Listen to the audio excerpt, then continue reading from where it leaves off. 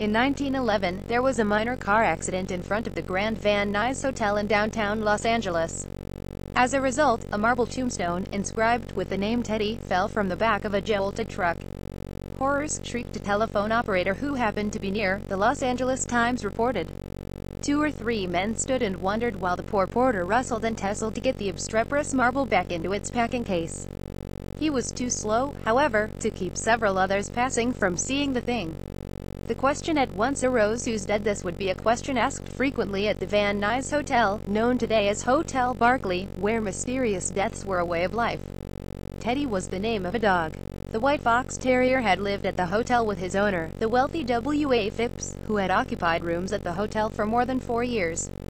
Teddy's tombstone had been brought to Phipps and his wife for inspection, before it, and Teddy, in a custom casket, were taken to the Phipps ranch for burial. From the start, the Van Nuys Hotel was a place where many living things left in decidedly worse shape than when they had arrived. Built as an investment property by SoCal pioneer Isaac Van Nuys, the 6-story Bozart's building at 4th and Main claimed its first casualty, James McNully, in September of 1896, during its construction. According to newspaper reports, McNully, in company with other workmen, was engaged in hoisting a large oil tank. The rope broke, a tank fell with a crash.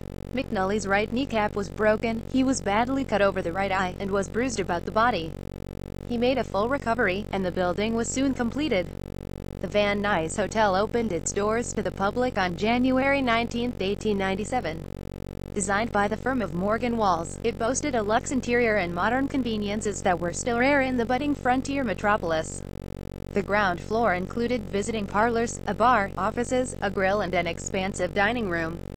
The upper 5 floors were reserved for guest rooms, and singled out for special praise by visitors.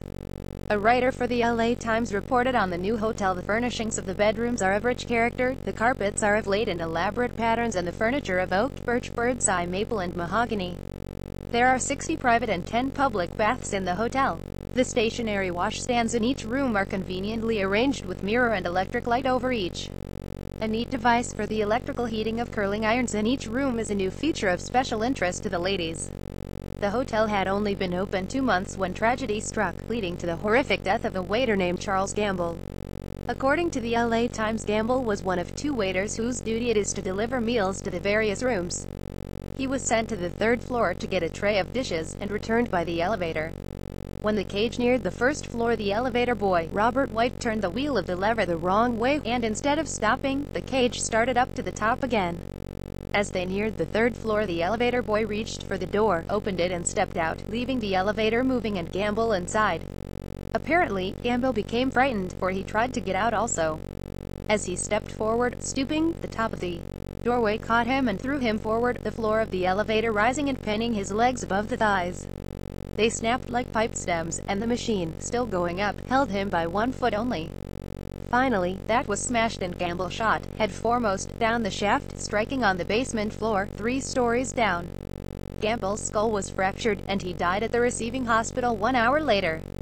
Over the next few years, more elevator accidents would occur, one of which, in 1901, took the life of Joe Cato, a hotel employee who looked down the elevator shaft only to have his head crushed by a 5,000-pound weight. Untarnished by these deaths, the Van Nuys Hotel prospered. The dining room was crowded every Sunday night with the most fashionable people in Southern California, who dined to the tunes of Romandi's Orchestra, one of the most popular big bands of the time. Politicians, artists, and Gilded Age executives stayed over when in Los Angeles. Overseeing it all was the beloved proprietor, Milo Potter, a confirmed bachelor, popular club man, fancier of fast horses, semi-millionaire and enterprising businessman. At his side was the refined housekeeper Nellie M. Jones, who by her efficiency, cultured grace and tact, had made herself an indispensable governess of the hotel. In 1901, the 2 were quietly married in Potter's apartment in the Van Nuys, shocking Potter's many sporting friends. It would be a big year in the life of the Van Nuys. In May of 1901, President William McKinley and First Lady Ida McKinley visited the hotel while touring the western states. According to the LA Times, as the president's carriage came to a stop directly in front of the Main Street entrance to the hotel, at the end of a double line of infantrymen who held back crowds from the passageway to the door, the enthusiastic people surged about the vehicle and beat against the solid lines of soldiers and police until it was impossible for guards to control them. The president, smiling, solicitously escorted Mrs. McKinley from the carriage to the hotel door, where 3 expectant little girls in white with baskets of flowers waited to strew his path with blooms. While Potter attempted to portray the hotel as a beacon of respectability and elegance, he could not escape the reality that downtown Los Angeles was a teeming, wild neighborhood, filled with haves and have-nots. He fought hard to shut down the rowdy 400 Club bar next door to the Van Nuys, complaining of the people it drew to the neighborhood. A LA Times vignette highlighted the stark inequities present in Victorian Los Angeles. 2 lean and hungry hobos stood in front of the Van Nuys Hotel last night. They were peeking in over the sash curtains at the blaze of light, at the gleam of men's linen, at the clinking of crystal, glittering under the soft glow of shaded candles.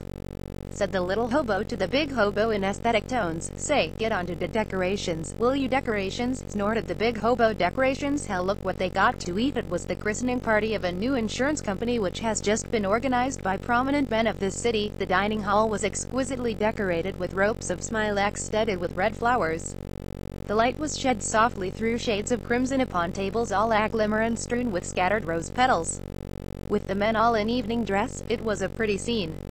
This pretty picture of the hotel's elegant inner life was deceptive. Thieving bellboys and waiters were a recurring problem at the hotel. Conmen and destitute women skipped out on their bills. Pacific Electric's Henry Huntington was stalked by an insane man who had been injured by one of his company's streetcars, and a patron was robbed at gunpoint. Guests fought in the barroom, and a knife fight between kitchen staff in 1902 left hotel butcher Evan Roberts dead. Money didn't always buy happiness. According to J.M. Moore's fascinating book, The History of the Barclay Hotel, in 1909, Ada Tildotis, an athletic, popular Chicago heiress, checked into the Van Nuys. She had recently divorced her alcoholic husband and was in secret agony. Although she had everything money could buy, a friend recalled, she was the most unhappy woman in the world. A few days before she killed herself by ingesting poison in her hotel room, she told a friend, "When I got my decree of divorce, I resolved I would never marry again. I tried society, but its vagaries disgusted me. I feel that the whole game of life is not worth the candle that it takes." Her body was quietly removed from the Van Nuys and shipped east for burial. Then there was the strange case of the aforementioned W. Arthur Phipps, the wealthy, elderly man who haunted the hotel for years. Believing the Black Hand organized, a patron was robbed at gunpoint. Guests fought in the barroom, and a knife fight between kitchen staff in 1902 left hotel butcher Evan Roberts dead. Crime was out to get him. He sequestered in his suite, his much younger wife forced to stay with him at all times. He died of cirrhosis of the liver in 1911, the same year as his beloved dog Teddy, and his long-suffering wife was finally free. Milo Potter retired from day-to-day duties around 1910, and competition increased as the city grew, but the Van Nuys remained a luxury hotel throughout the 1910s. It was often portrayed as a jovial place, where one could find a jock-eater-net bellboy named Campbell McGavin composing ditties about the hotel's more imperious guests. His latest is Thank You, the LA Times reported, a descriptive narrative of how the present-day guest has lost the art of tipping and is passing out a mere thank you, no matter how great the service of the bellman.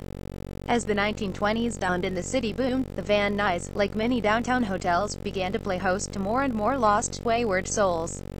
In 1920, a man attempted suicide at the hotel. 4 years later, William Edward Collier fatally swallowed cyanide in front of a hotel employee who was helping him pack. A petition for divorce from his wife and possibly the most vengeful suicide note ever written were found in his belongings. To my wife Ida Collier, my darling, I go nevermore to return. I have done my best, and this is the only way I can give you the freedom you crave. I leave you with your conscience. I wish I could prevent the suffering you are going to have to endure. You can't escape that inner being which will gnaw at your vitals to your dying breath. You made me a cheat and a liar before the world, and I gladly assumed the burden for you.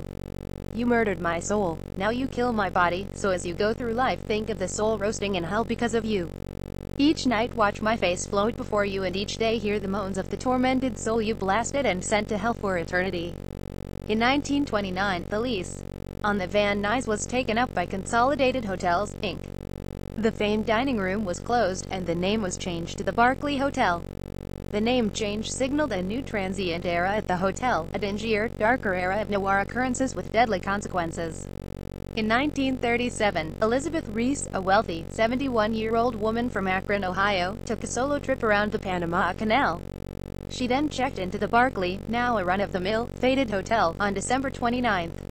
A few days later, a maid found her seated in a chair, her skull horrifically fractured. A brick was found in the woman's bed, a reporter wrote. The bed clothing also was saturated with blood and articles of clothing scattered about the room. Oddly, Reese still wore a large diamond ring, and a gold watch sat on her dresser. It is unknown if she survived the attack. That same year, a pretty young woman with a strong southern accent disappeared from the hotel without paying her bill. In her room, management found a paper bag stuffed with clothes and a college diploma. There was also a note, addressed to the Barclay staff: for weeks I've been looking for a job and haven't found one. Now I'm at the end of my resources. No money, no job. I haven't eaten in 3 days. I haven't any money to pay for this room. Isn't it funny, I've a college degree and it means less than nothing. Life's like that. Marvelous world, isn't it? Thanks for your kindness.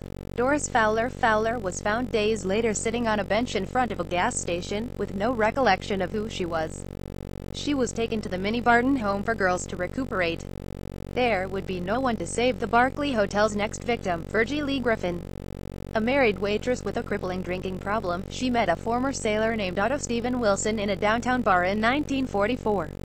Little did she know that the handsome man, who looked a bit like the actor Robert Taylor, was a vicious sadist with a thirst for blood, whose ex-wife claimed that he slashed her buttocks with a razor and licked the blood as he apologized to her for his actions. Griffin agreed to accompany Wilson to the hotel, where they checked into a room under an assumed name. Wilson later claimed that she asked him for money, which enraged him. According to court records, he choked the woman and then indulged in an orgy of stabbing, cutting, and severing parts of the woman's body, using the knife he had just purchased. He claimed that the choking took place during an argument following a demand by the woman for $20 after reaching the room. Defendant stated his original plan was to cut up the body of his victim so as to carry it out of the hotel in package form. To this end, one leg was severed, but the plan was then abandoned because of the difficulty of its accomplishment. Instead, the severed parts of the body were placed in a closet of the room. Once he was done, he went across the street to watch a show at the $1 Million Theater. Eventually, Eva Dunn, a maid at the hotel, found Griffin's horribly mutilated body when she opened the closet. 3 days later, Wilson claimed a second life, when he butchered Lillian Johnson in another downtown hotel. He was arrested on November 16 in a nearby bar, when his bruised, blood-stained hands caught the attention of Lieutenant Harry Donlin of the Los Angeles Police Department. Calmly sipping a glass of wine at a bar, Otto Stephen Wilson, late yesterday, was arrested on suspicion of committing 2 of the city's most fiendish slangs. "What do you want?" the tall Wilson asked, calmly putting down his wine glass as Donlin tapped him on the shoulder. "This," said Donlin, snapping on handcuffs. Wilson was convicted of both murders, and executed at San Quentin on September 20, 1946. It all went downhill from there. Like the Hotel Cecil and other famous single-occupancy hostelries in the Skid Row area, the Barclay became a magnet for desperation, addiction, and crime.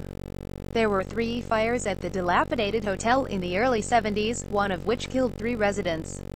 On January 25, 1975, murder again came to the Barclay, room 528 specifically, when a drifter named Samuel Suarez became a victim of serial killer Von Orrin Greenwood, the Skid Row slasher. Greenwood was convicted of 9 counts of murder in 1977, and was sentenced to life in prison. The Barclay was granted historic-cultural monument status by the city in 1985, but it continues its life of quiet oblivion. It is still a low-income residence and seems to be stubbornly resisting the gentrification that is going on all around. Tragically, death continues to visit the Barclay. Just this June, Los Angeles firefighter Kelly Wang fell to his death during a training exercise at the hotel.